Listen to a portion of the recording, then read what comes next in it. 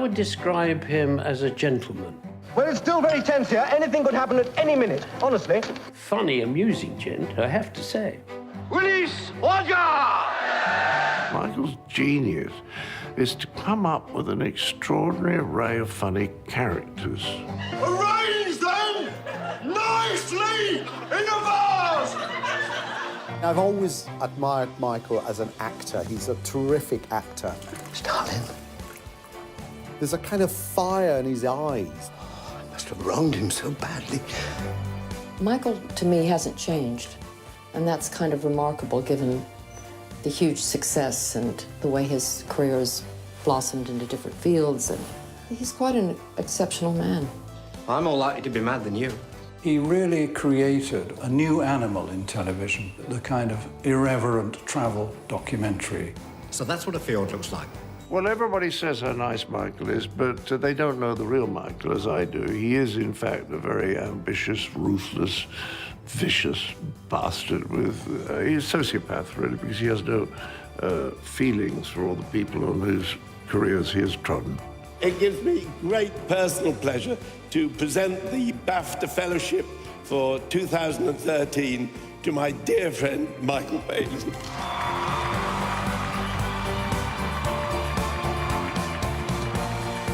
Everybody stood up, which is rather wonderful, apart from my family, who were all in the front row. They couldn't see that anyone else was standing up all around them, so they were just sitting there saying, oh, Dad, oh, wow, oh.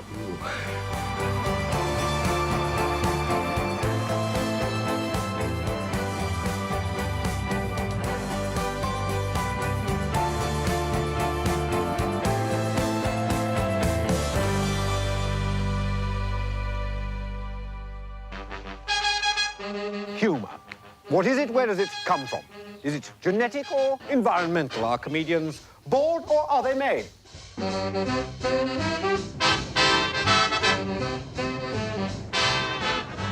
I was born in Sheffield, in South Yorkshire, on the 5th of May, 1943.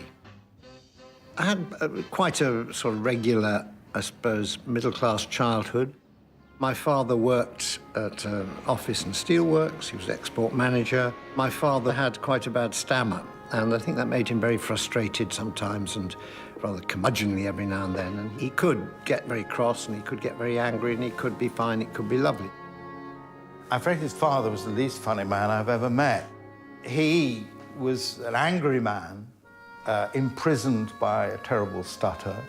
Michael's mother, however, was lovely. She was just so nice. And she was quite interested in the fact that I was interested in things like acting and all that, whereas my father just thought that acting was a slippery slope to decadence and you know, wandering the streets of London with lewd company and no money at all, and having to come back to him and ask him for money. So he wasn't very keen on the acting. As children, my sister Angela and I were not exactly pampered, but we were secure. I went for walks, holiday trips to Norfolk, played French cricket and drank my welfare state orange juice. And at the grand age of 5, I was promptly sent out into the world to be educated. Up in the morning and out to school. The teacher is teaching the golden rule. I do remember when I was 10 years old, because it was 1953 and it was the coronation, and I used to do a little show for anyone who wanted to come along in the milk room during the break. I can remember doing improvisations in here. It must be about 9 or 10, because it was vaguely satirical material about the coronation, the Duke of Edinburgh being caught short in the Abbey. But I can remember garnering a little audience of loyal people who just came along and laughed at me. So I suppose by the time I was 10, I knew that I could make people laugh. And much finding in the marsh. We did listen to certain comedy shows on the radio, Much Binding in the Marsh, Take It From Here. Very funny shows, and that was one thing that sort of really united the family, and my father, mother, and myself, and my sister, if she was there, we'd all sit round. But then I discovered the Goon shows. This is the BBC Light Programme, and candidly, I'm fed up with it. Come on, there, Wallace! Otherwise, I'll be forced to speak to John Snag. These were something that I knew that I could never explain to my father. And I just hoped and prayed that my father would never come in. But he did come in. And it was in one of the, extreme moments where Minnie and Henry Crun were talking. Oh, no, men, no, dear, what are you doing? I'm going to go open the window. And he said to me, is the set broken, old boy? I said, no, that's the way it's supposed to be. And he could never, he could never understand. He thought there was something wrong with the sound system causing these falsettos.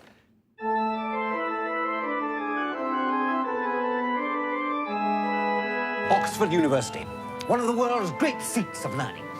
But it's also a crucible, a melting pot of ideas, thoughts, ideas. There are certain things that I would point to at Oxford which changed the direction of my life. And one of them certainly was on the first day meeting someone called Robert Hewison. I first met Michael in the autumn of 1962, my first day at university, and it so happened that Michael was going to the same college. We both loved the Goon shows and Peter Sellers and all that sort of stuff.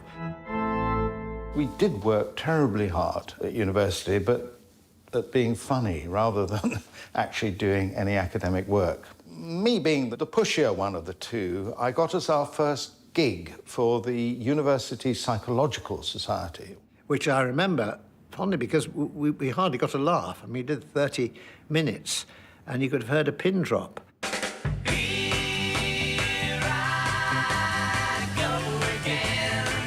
I suppose the most important thing I did, though, was to be chosen to be in the Oxford University Review at the Edinburgh Festival.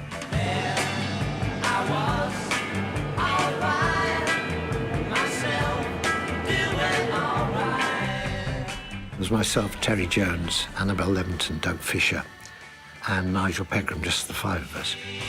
Terry Jones and myself had met at Oxford, and we wrote the review together and performed it together in a hall which was lent to us by the Edinburgh Parks and Burials Department. We came to hear the great Temple of the Arts, the Cranston Street Hall.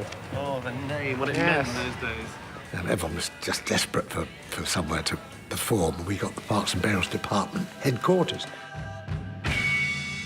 Being on stage there, doing new material that I'd written some of it, Terry had written some of it, was just the feeling that, hey, just possibly, one could do this for a living.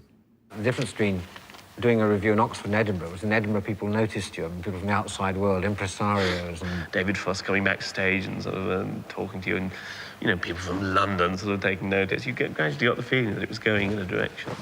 David Frost had come up to the Edinburgh Review. He'd actually come talent spotting and had seen us. So we're all crammed at the bottom of the stairs, and we're all trying to get in front of David Frost so he'll recognise us in the future. I unfortunately got the back of his head, but Terry got in front of him and he said, oh, yeah, we like it very much.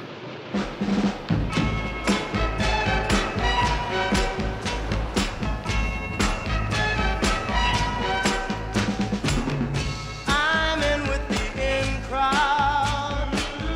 I go where the in crowd goes. Thanks to a contact, a friend of a friend at Oxford, I was asked to audition as a presenter of a television pop show called Now, which has been put on in Bristol by Television Wales and the West. And I got the job. It was really enjoyable to do, Tom Jones was just starting. He would come on every other week. Eric Clapton was there regularly. It's not unusual to have fun with anyone, but when I see you hanging about with anyone, it's not unusual to see me cry. I wanna die. Although it may not have been the greatest show ever, it did pay me £30 a week, and I got married in 1966 on that. So I'd invested a lot in getting into television, and it was a very hairy existence. You didn't know where the next job was going to come from. Fortunately, I had Terry then, so the two of us worked pretty well together.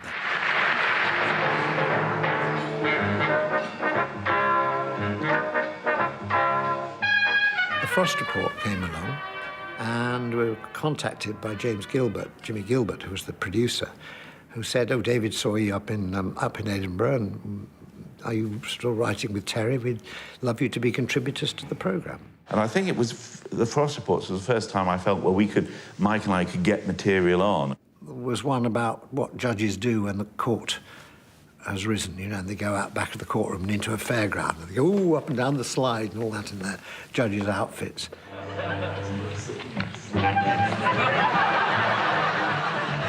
We were able to get one or two sketches, long sketches accepted. This was the, if you like, the holy grail of the Frost Report, was to get a long sketch accepted, because they were generally John Cleese and Graham Chapman, who I didn't know particularly well at that time, but they were supplying some wonderful material.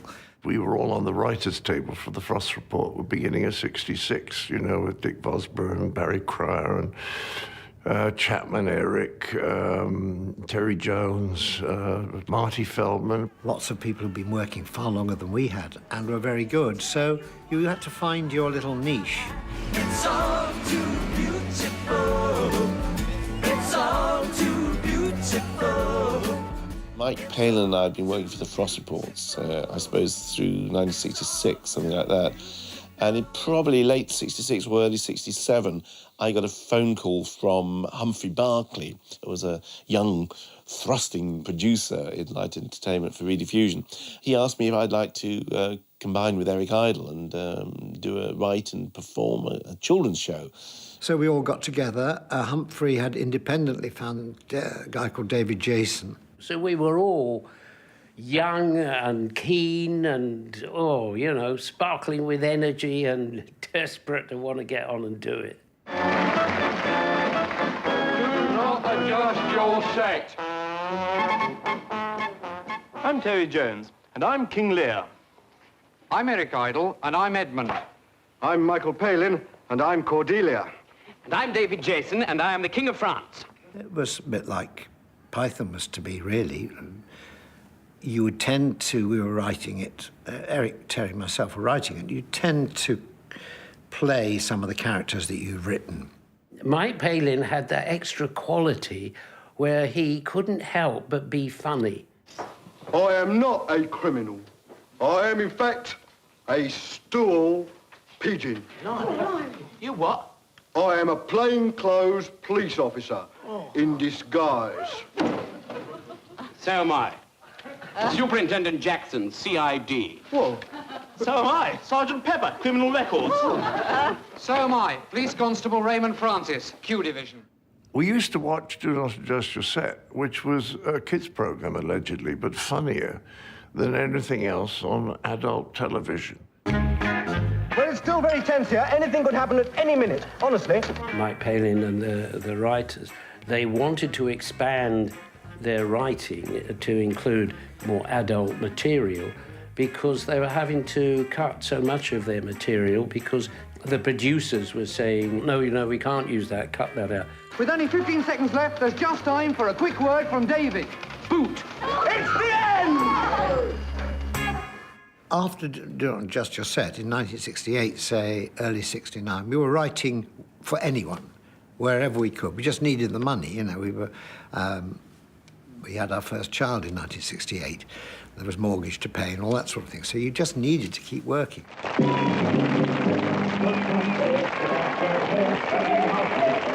And we came up with this idea of treating history, the history of Britain, as if television had been there at the time. It was a kind of loose format, but it meant you could do lots of jokes about history, really. I mean, an estate agent showing somebody Stonehenge. Cosy, isn't it? Well, as I say, it's ideal for a young couple like yourselves with 30 or 40 children. It's got character, charm, and a slab in the middle. And what about the gaps? Doors? Isn't it a bit drafty in winter? Not if you keep running about, dear, not if you keep running about. But I thought it was funny. I remember them interviewing Richard III in the bath with the rest of the team after whatever battle it was, Bosworth Field. No, he lost that one. Well, anyway, I always thought they were funny. You must be very pleased with the boys. Certainly am, David. They did a wonderful job. Did you expect to win? Well, I never had any doubts, David. The boys have been fighting very well on the continent, but this was the big one that we're all looking forward to. That was where we got the idea of telephoning them and saying, why don't we get together in a group and do a show together. So when he did ring up, I think in sort of April 1969, and said, "Oh, I've just seen your series, The Complete and Utter History of Britain." I was rather pleased. "Oh, good, good." He said, "You won't be doing any more of those, will you?" Which is very much more job. And we got together and had a couple of friendly chats and then went off to the BBC to see the head of light entertainment, head of comedy, Michael Mills, who asked us what we were proposing to do, and we were unable to tell him. And we were so wonderfully, gloriously incompetent and badly prepared. He just asked, what sort of, what's it going to be called for a start? And we said, well, we don't know. Well, will it have music interlude? I don't know. And he looked at us with pity as we tried to sort of stagger our way through a meeting that we hadn't prepared for. And at the end, he stood up, and this is just, quite extraordinary. It's probably the most wonderful words I've ever heard uttered. He said, "All right, I'll give you 13 shows, but that's all." And now for something completely different.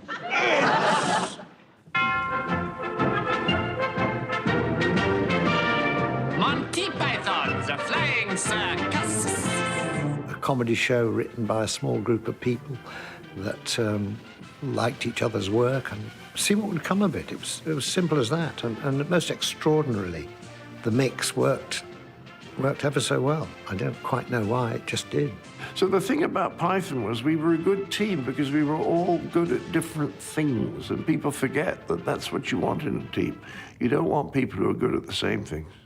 Michael's really good at diffusing tension in a group situation or hostilities. He has a natural gift for that, and that goes a long way. Sometimes he can be annoyingly conciliatory. Sometimes you want him to stand up for a point of view. I always used to say he could have tea with Hitler and Stalin, and they both come away with the impression he was on their side. He's immensely agreeable. Is it funny? It is funny, It's just a matter of working it out when you do it with someone. I think it held together better than I expected. Yeah. In a sense, the most important part of the process of putting a show together was that first reading. And if something made everybody laugh hilariously, like The Dead Parrot, that was gold star, that went on a pile. I wish to make a complaint. Sorry, we're closing for lunch. Never mind that, my lad. I wish to complain about this parrot what I purchased not half an hour ago from this very boutique. Oh, yes, the Norwegian blue. What's wrong with it? I'll tell you what's wrong with it. It's dead. That's what's wrong with it. No, it's resting, look. I could write almost anything. I liked more the kind of surreal ideas. I'm a lumberjack and I'm okay. I sleep all night, I work all day. He's a lumberjack and he's okay. He sleeps all night and he works all day. I cut down trees. Michael was the only person in the group that could have played that part because he has that natural butchness about him. He's very male, but there's a sweetness, too, so I think that added to the humor of it. I cut down trees, I wear high heels, suspenders and a bra. I wish I'd been a girlie, just like my dear mama. But his great gift is characters rather than dialogue itself. Nobody expects the Spanish Inquisition. The fish slapping dance, it's very strange because it feels as though we improvised it, but we clearly didn't. There's something about the fish slapping dance. I've not found anybody who well, I would say it's the perfect test of whether you have a sense of humor or not.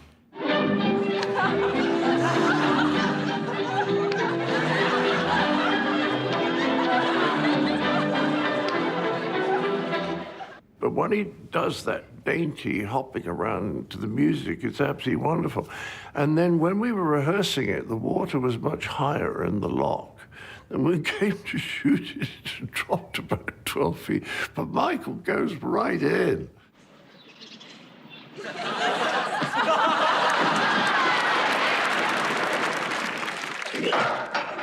And what I love about it is it's so hard to say why it's funny. And yet, nearly everybody smiles, and some people fall about. So I would regard that as, you know, the high point of my career. Water! All I remember is that we had no idea what we were doing, although I think we didn't realize quite how clueless we were. So when we sat down to write the Holy Grail, the first draft we threw away 90% of. It is I, Arthur, son of Uther Pendragon from the castle of Camelot, king of the Britons, defeater of the Saxons, sovereign of all England. Pull the other one. I am? Terry and myself had written a sketch about two people coming up to battlements and with coconuts and all that. It was a very silly idea, didn't really go anywhere. But when we were all talking together, as happened with Python, you know, sort of ripples go round, ideas bounce off each other. And someone said, why don't we do a story of the Holy Grail?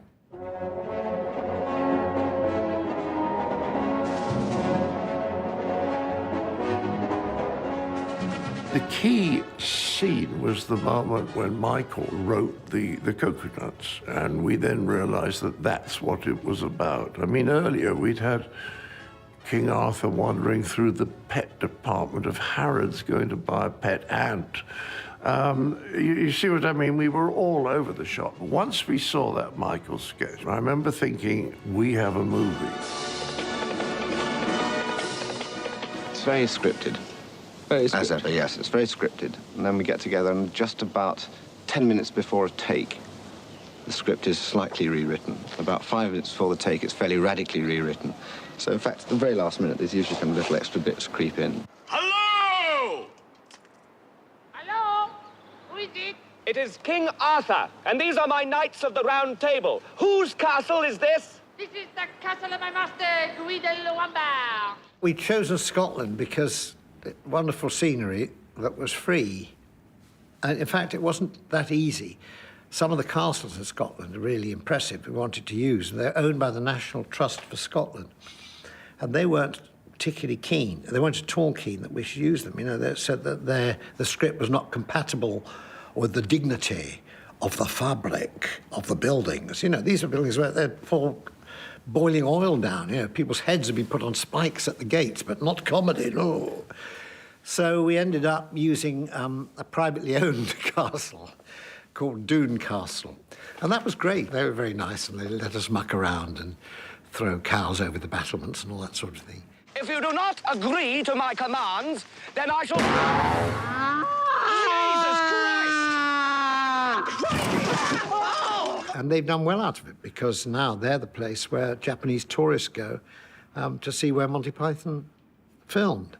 And the gift shop there very presciently decided to sell coconut halves and do very well out of it. You're using coconuts. What? You've got 2 empty halves of coconut and you're banging them together. So? We had to reassure ourselves at the end of each day that what we'd done was funny. And I particularly remember the knights who say, "Ni." Who are you? We are the knights who say... Ni. No, not the knights who say ni. The same. Which was done fairly late on in the day, in the middle of some woods. It was quite cold. I had to stand on top of a ladder to make me tall, and then this huge helmet was put on my head, so I couldn't really see much. And then, you know, sort of somehow do the comedy of the sketch. I just had the feeling, why are we doing this? It's just not going to work. We shall say ni again to you if you do not appease us. Well, what is it you want? We want a shrubbery. A what? But in the end, you know, who knows? In the end, it's now something that everybody sort of remembers, the knights who say, "Ni." Ni! No! Please, please, no more! I thought Michael's scene with the knights and Ni was inspired. And it's one of those things, again, it means nothing. That's what I love about it. It means absolutely nothing. And yet it's one of the ones that everyone always talks about. My school, how bravely she stands. It was the BBC approaching Michael, to do his own show. You know, they recognise that he's a star and would be really good at it. But Michael's such a nice chap, he had to bring his old partner along, so I had to be involved. The reason behind the ripping yarns was that we felt if we're going to do something with two Pythons in it, writing and performing, it can't be like Python. You know, we've got to make it as far away as possible. Terry Jones and myself had experimented with longer narrative formats in the Python shows. And so we thought, well, let's try and do little half-hour stories. Thank you, Foster. Yes, please. Beating the headmaster was just one of those ghastly chores which produced such depression within me. That's better. There was also the compulsory fight with the grizzly bear, which all new boys had to go through. Mike comes up with, I mean, the whole Tompkinson's school days was really his idea. He wrote the first sort of 5-10 minutes. I think that was a cry from the heart, from his point of view, that it was actually about his school days. And there was St. Tadger's Day, when, by an old tradition, boys who had been at the school for less than 2 years were allowed to be nailed to the walls by senior people.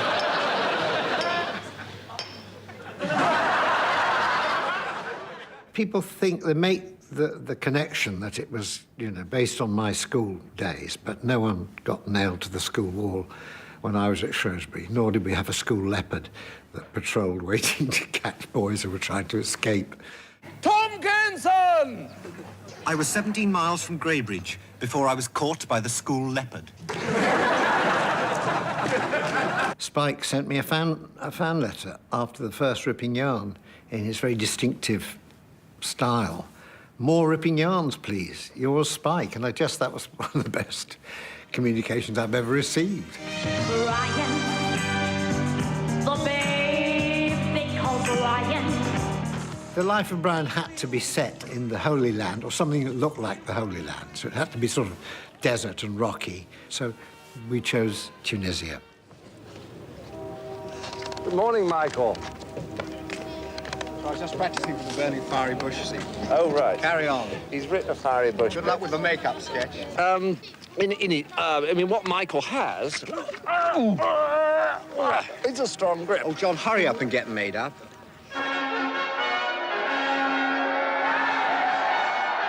When we had crowd scenes, we had local extras, and it was rather bizarre because a lot of sort of Muslim shepherds coming in to do a send-up of you know, Christianity. They couldn't really sort of get to grips with it, really.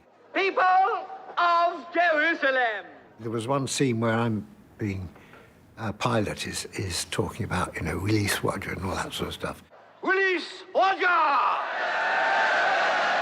He wanks higher than in Rome, and they all have to roar with laughter at him. This man commands the quack legion!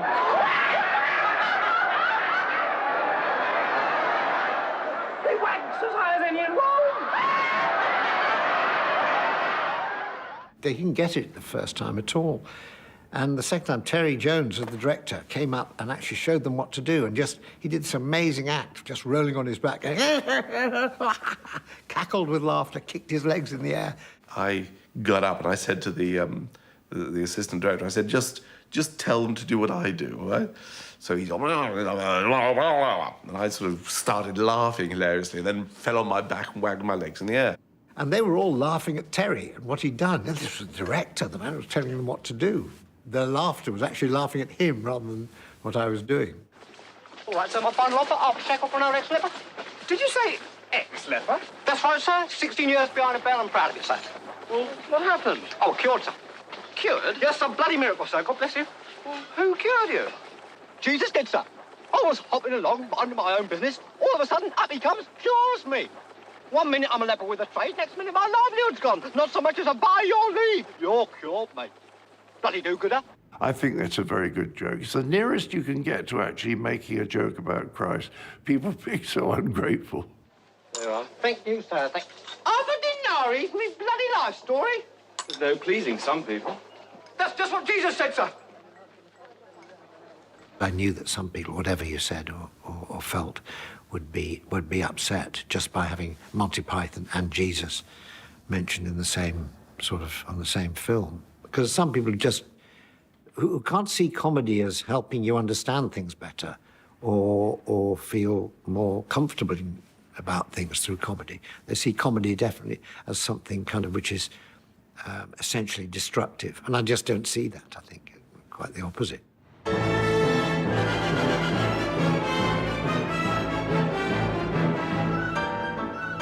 Well, Saturday Night Live was kind of going from round about after Python broke in the States. And in 1984, I was asked to go over there and host. And it was my mother's 80th birthday. And I took her and my sister to New York. And Lorne Michaels, the producer of Saturday Night Live, hearing my mother was there, said, would she like to just come on the programme, make an appearance? So I thought, well, she's 80. She's just here on a holiday. I don't think so. But I said, I'll ask. So that night I asked her, and I said, would you come on the show? And she, yes, all right, yeah, yes, fine. Whatever you want me to do.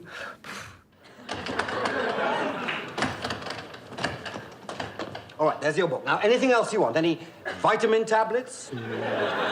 Murdoch newspapers? Hair curling equipment? No, that's all. Now go ahead and be funny. Thank you.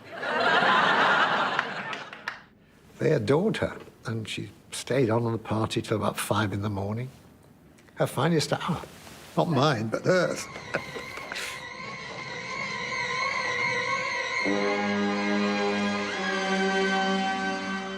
Action. Bam! Sam, do you know Alison? I think Terry Gilliam felt very loyal to me because I'd done Jabberwocky, and his next film, Brazil, was a bigger thing altogether. Don't get excited just because you're on film today. Just, it can all be cut out later. That was fun, cut. He offered me the part of Jack Lint. We liked that, actually, because I was playing a really nasty character. Excuse me! Jack. Sam. You can be the smoothest, nicest, most charming person, but be very, very nasty underneath. So he said, let's be good for you to do that.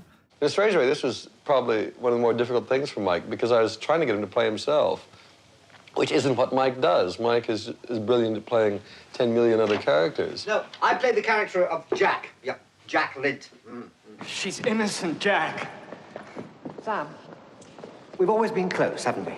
Yes, Jack? Well, until this all blows over, just stay away from me. And there was a slightly sheepish moment when he said, oh, I'm trying to get De Niro to have a part. I said, oh, wow, a God figure. Yes, great. We're all in it together, kid. He said, but I showed him the script, and the part he wanted is the part I've given you. And I said, oh, well, it doesn't matter. No, he said, no, I told him it's taken. My friend Mike's got that. It's taken. So De Niro, look elsewhere. Jack? But I was then shot through the head by Robert De Niro. That's going on my CV. Shot by Robert De Niro. I might put on my gravestone. Hello, Wanda.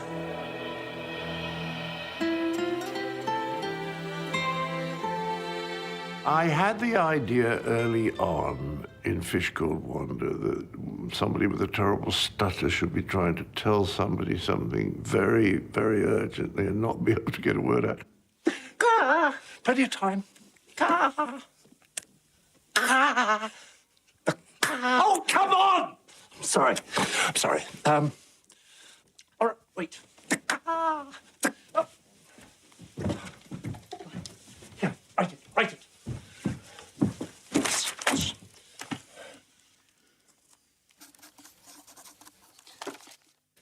Cathcart Towers Hotel? Cathcart Towers Hotel. Well, where is it? And I think I always knew it was going to be Michael because I knew that Michael's father had a terrible stutter. And that is why he is so wonderful in that scene, because he studied it, you know, while he was growing up, and it's perfection. I thought it was the most wonderful film to be involved in. But I didn't, looking back at my diaries, I found that about A year before, when I first read it, or 6 months before, I'd found it very violent and kind of, what is this? There's too much violence to make it funny. Will you shut up? Oh, Jesus Christ, don't kill me, please. Shut up, then. And what I'd done was I really looked at the Kevin Kline part, which he is a pretty awful character, and not being able to see how funny Kevin could make it.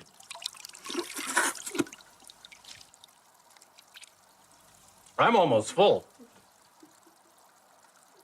Almost. Stop! Please. Don't. Come on, Wanda. Gullet time. It was a very good combination of different styles, and yet they all gelled, a bit like the way Python brought people from all different kind of different ideas and different approaches, different ways of life together, and it all worked. The thing that really annoyed me about Jamie and Michael is that I think Jamie kisses 4 men in the course of the movie, and she said Michael was the best kisser.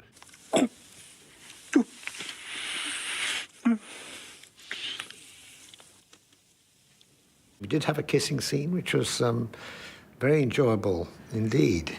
And I said I was kissing in character.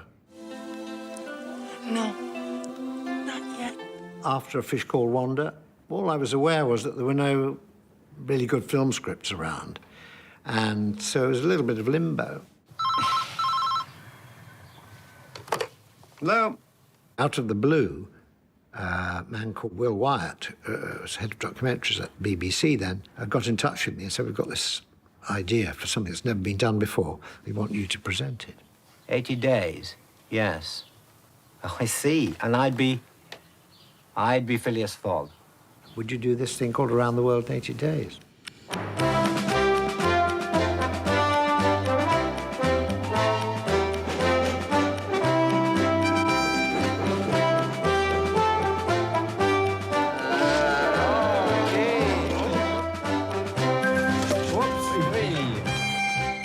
There was a very nice guy called Clem Vallance who had come up with the idea, and I thought, this is a wonderful idea, and I said yes straight away. I mean, I couldn't believe why anyone would not want to do something like this. When the idea of Around the World in 80 Days came up, Michael was the person that was kind of behind my thinking. He'd just done one documentary, which was a train journey through England. They call this the Skyline, and it runs through some of the most gloomily beautiful country in the world. And that's why, perhaps, I thought of him when we had the idea of doing a Phileas Fogg and going around the world. Phileas Fogg left from here 116 years ago in October 1872. He set off with head high, clear eye, never hurried, always calm. But then, of course, he was fictional. I will have some help. Fogg took a servant, Passepartout, and I shall have my Passepartout. The trouble is, he's 5 people and works for the BBC. Now, I thought I was the only one travelling light. I'm not going, no. There were 2 crews, Crew A and Crew B, that leapfrogged.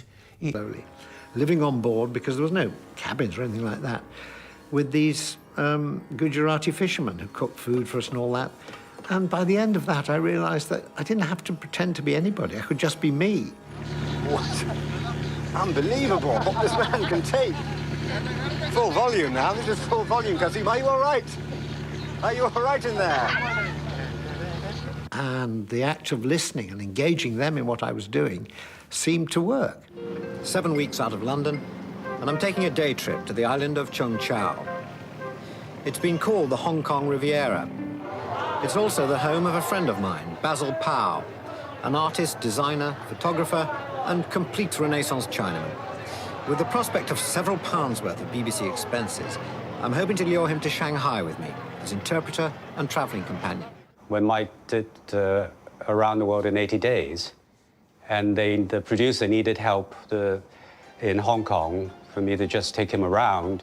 And Michael and Basil get on very well. They're sort of naughty boys. They whisper in a corner and laugh and titter. And he was present at the very famous snake banquet, where Michael had free-range snake for the first time. This may look like a day at the zoo, but in fact it's a night at one of Canton's most famous restaurants. There's really only one ingredient: He's going to kill it now. He's disemboweled it, now he's going to kill it. Are we ready for him to kill it? Okay, It's like the Middle Ages, isn't it? They used to do this to bishops in England. Whoa. Good heavens. I'm afraid that was my idea. Just some ice cream for me, please. It's Clem Vallance's idea, and it was his idea, and he insisted on having the snake killed at the table, which is just not done. It's all striking. Actually, we can't get this in Hong Kong. And it tasted like chicken, a lot of it. Doesn't everything taste like chicken? And at the end, because the Chinese are very fond of their toast, there was a little glass in front of us which was this bright green, sort of lurid colour, and they toasted us. So we said, well, cheers, and we drank it, or sipped it. And then Michael said, what actually is that? And it was snake's gallbladder liqueur.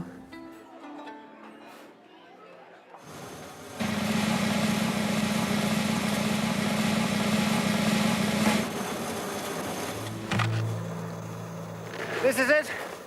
I'm standing on the top of the world, at the North Pole. Pole to Pole was a very difficult series to do. It took a lot longer than 80 days. There were certain natural hazards that we couldn't avoid, like landing a light plane at the North Pole, on ice. We ourselves touched down with only minutes' worth of fuel left. The plane we're in was designed in the 1950s. Our lives depend on it. I remember Pole to Pole as probably the nearest we came to getting killed in the whole series. There are no airstrips, no control towers, no emergency vehicles below us. There is rapidly changing weather, intense cold, and hundreds of miles of frozen ocean. I think certainly the public liked seeing somebody showing that it can be difficult. There was no attempt to put me in a suit and smart clothes and take me from one place to another. It was actually the getting there and the actual nuts and bolts of how you get across a desert or across a river or up mountains. He was incredibly up for almost everything. There are people crazy enough to take boats over these rapids, and what's more, people daft enough to pay them to do it. Michael and the team went whitewater rafting in the Zambezi, and it was great. We went through 10 rapids of the Zambezi, and it was the worst, by far the worst day of my life, really. There's hardly time for fear, though at this point I distinctly remember something I want to change in my will.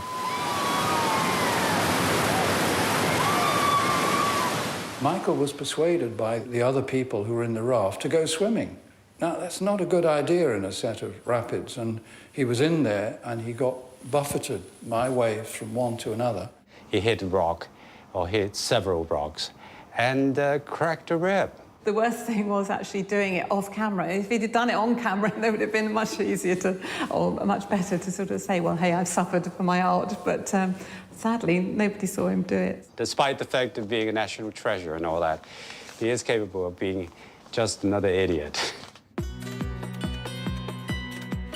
We were in a refugee camp in Algeria. The people there had bought a camel head for us to eat, and while we were there. And we ate that hunk camel for several days, for every meal, different bits of it. And by the last night, we were eating those sort of fatty bits and bones and stuff already. The only meat I've eaten for the last 3 days is camel. I suppose this is where it comes from. So when she offered me at the end of the week a bit of, we've still got some camel meat. Would you like some to go with you? And I said, oh, well, yeah, all right. I took it, and I knew as I popped it in my mouth that this was going to revisit me. We both knew it was going to be bad, but I survived. What you've got to keep, and I think that's what worked in the series, is a sense of wonder. You've always got to have a sense of wonder. If for a moment you think, oh, a bit blasé.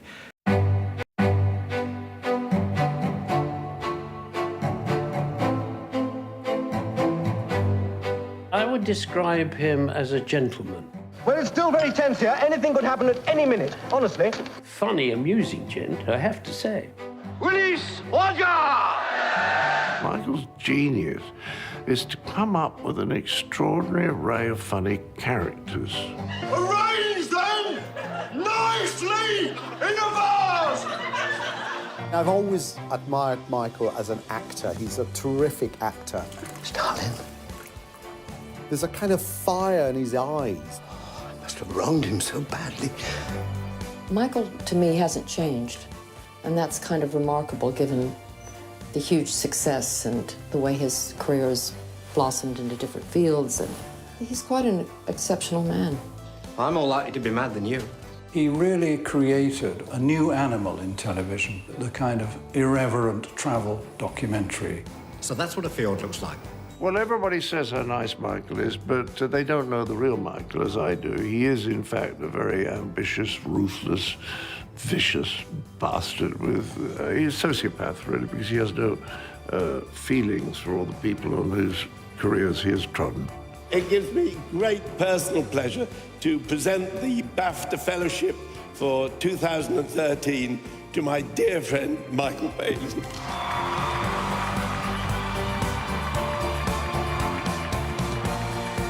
Everybody stood up, which was rather wonderful, apart from my family, who were all in the front row. They couldn't see that anyone else was standing up all around them, so they were just sitting there saying, "Oh, Dad, oh, well, oh."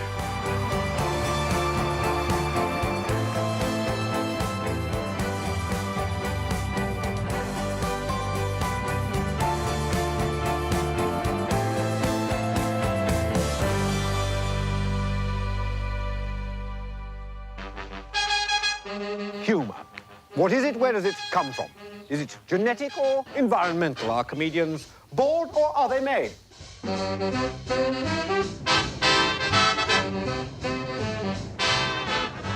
I was born in Sheffield, in South Yorkshire, on the 5th of May, 1943. I had quite a sort of regular... Here's your chance to forget the past and come back and play the game on our side.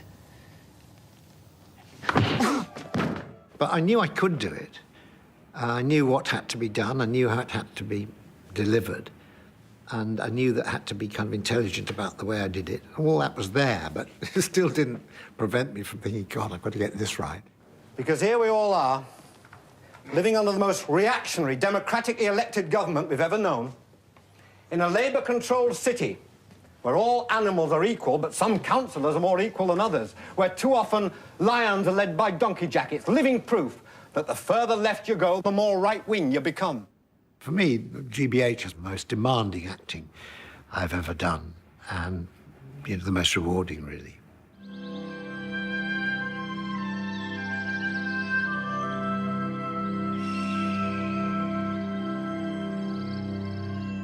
The film was based on his great-grandfather, Edward Palin, who was a Don at Oxford. He had to leave St John's College, Oxford, where he was vice president, because, they had to be celibate then. And he meets these two American women, Caroline and her young and beautiful charge, Eleanor. What shall you take back with you, Mr. Ashby?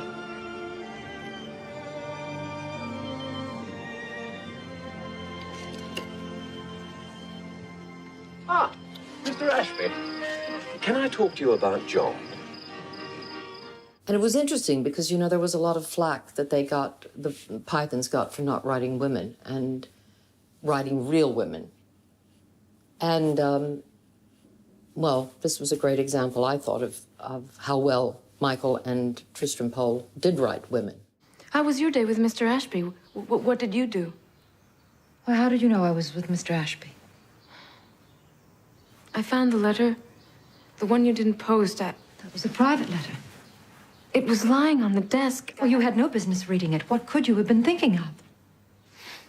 Connie gives you a sort of subtlety and a kind of delicacy of emotion, which is very, very... It was absolutely real, absolutely right, and absolutely spot on. And rather touching, really.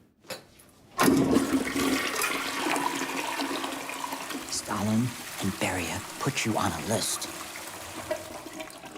Stalin?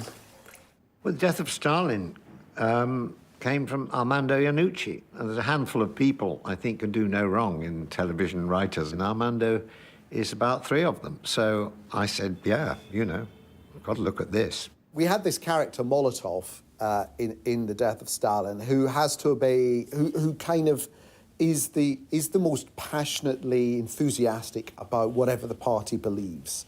Beria, he wants you out. Now, I've been talking with Comrade Bulganin. No, I think he's right. We can outvote No, them. no, no. This is factionalism, Nicky. No, it's Stalin not. didn't like factionalism. But Stalin is dead! And I just felt that was right up Michael's street. That's the sort of character I think he could play, not just as a satire, but actually give it a bit of heart as well. I can't believe it's gone. Oh. There was a feeling right from the start that we were doing something a bit special. And we had rehearsal, and rehearsals were great. And that's when we sort of added things and modified things here and there. We were changing the script at the last minute, and he'd just quietly go away and 5 minutes later come back and he'd learned them perfectly. He has this enormously complicated speech right in the middle of the film. I've always been loyal to Stalin. Always. These arrests were authorized by Stalin. But Stalin was also loyal to the collective leadership, and that is true loyalty. I could see that he was slightly nervous of this big speech looming, but he delivers it terrifically and perfectly. And it was such a joy to have hopefully a classic Michael Palin moment up on screen again. However, he also had an iron will, undeviating, strong. Should we not do the same and stick to what we believed in? No. It is stronger still to forge our own beliefs with the beliefs of the collective leadership, which I have now done. I think Michael was attracted to the Death of Stalin because there was that mischievous side of him who thought, well, this is a potentially controversial topic. Let's do this then. I think comedy can go anywhere, and so I'm pleased that I was able to be part of the comedy crusade. Oh, I shouldn't say crusade now. Get me killed. Not the C word.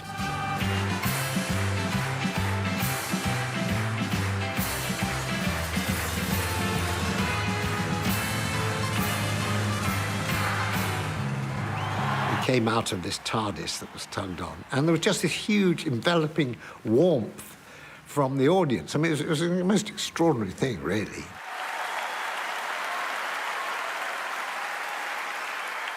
Well, we'd, for many, many years, discussed the idea of getting back together and doing a live show. And I'd always been very wary of it, largely because once Graham died in 1989, I felt, well, it's not really Python. It's like a sort of six-legged table, and you take one leg off, suddenly it's slightly wobbly. But, I don't know, we came to a point where certain people needed large amounts of money fairly quickly. And a man called Jim Beach had become our manager. Jim was the manager of Queen, and Jim had vision. So Jim said, look, if you really want to make some money, why don't you just do a couple of nights at the O2 Arena? The O2 Arena, what, 15,000 people said, yeah, just do it. Could we? Yeah, I can get it for you. Don't worry. And within, I should think about sort of 5.5 seconds, we'd all agreed, having been disagreeing for the last sort of 15 years. I know what they mean by well-hung jury. Anyway, I finished up. Really serious. The actions of these vicious men are the violent stain upon the community, and the full penalty of the law is scarcely sufficient to deal with the ghastly crimes. And I waggled me wig. It's wonderful to see Mike being funny again. You know, I mean, we make the joke constantly about his boring travel shows because we know how brilliant he is. Oh, he knows everything, that Michael Palin. Yes, and he's been everywhere, too. You ever watch any of those travel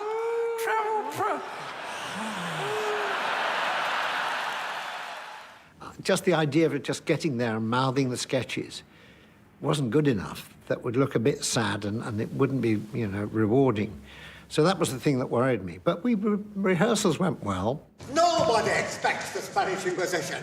Our chief weapon is surprise. In the very first read-through, he was like, woof, and he's flying, he's alive, and he's sparkling, and his timing, everything about it is extraordinary.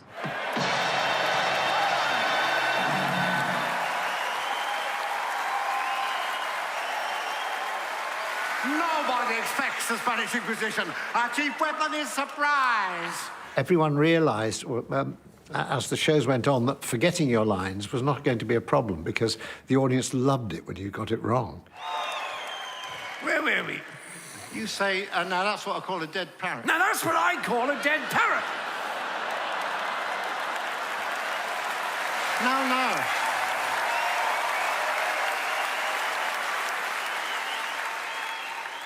No, I say. It's stunned.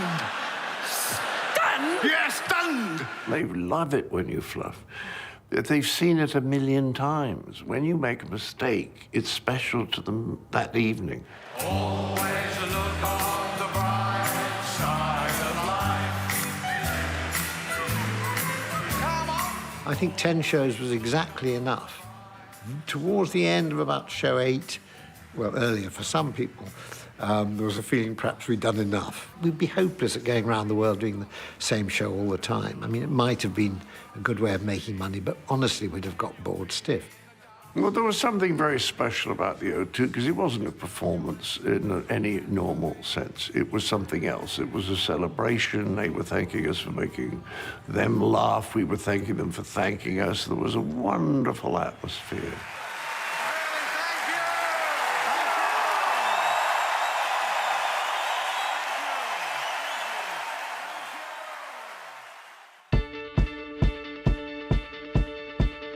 I suppose one of the things that makes him so well loved is how he's expanded himself in terms of his communication with the world and people.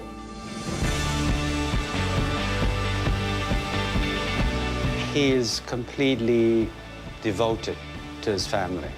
Now that he's got grandchildren, it's harder for him to go off on these, crazy journeys. I think he will continue to travel, but I'm not sure that he'll take a television crew with him this time. I think the thing about Michael is that it shows that really hard work can overcome complete mediocrity. And I think it's a tribute, I think it's an encouragement to all not particularly talented and rather mediocre people to see what can be achieved by sheer hard work and good luck. I'm hoping that as a result of being back on the big screen that we see more of him on the big screen. I hope his phone hasn't stopped ringing, and I hope occasionally he picks it up.